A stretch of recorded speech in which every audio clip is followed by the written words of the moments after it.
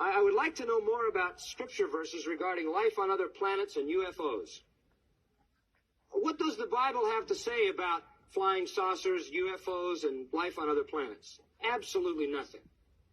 Next question. Oh, the Bible doesn't say anything about that.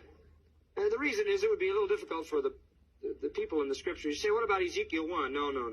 It's not all those wheels within a wheel. That isn't describing UFOs. Please, don't do that to Ezekiel. Don't do that to the glory of God by dragging your own whirling dervishes into that chapter. Now, people who believe there's life on other planets have absolutely no basis for believing it. People say to me all the time, do you believe there's life on other planets? I say no.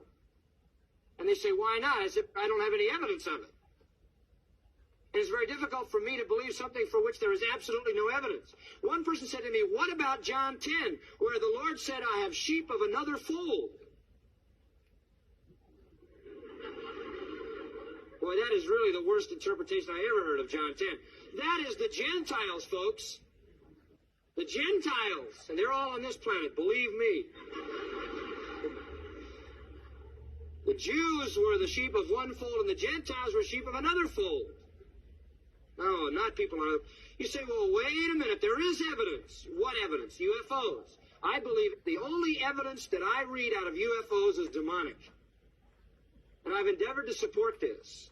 And I have a large, very, very well-documented study on those of many, many pages. This is another demon manifestation for the captivating of the human mind to set up the strategy for the tribulation, or at least to set up Satan's control of the system. I don't have any questions about that at all. I really believe that. And I don't think I'm way out on a limb.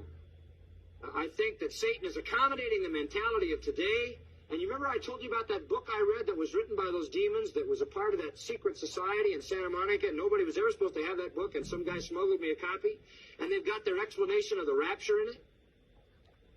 Sure, they know what they're going to say when the rapture happens. You know, it's amazing, because I know there are some Christians who even question the rapture. The demons don't even question.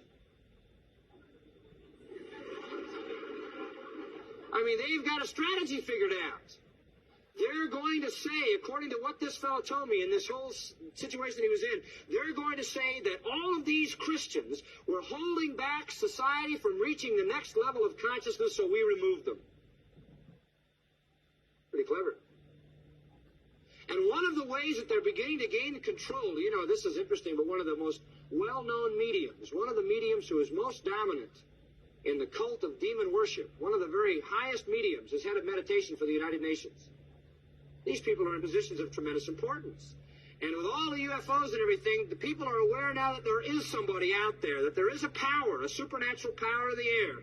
And believe me, it's going to be easy for Satan to move right on in and take over when we're gone.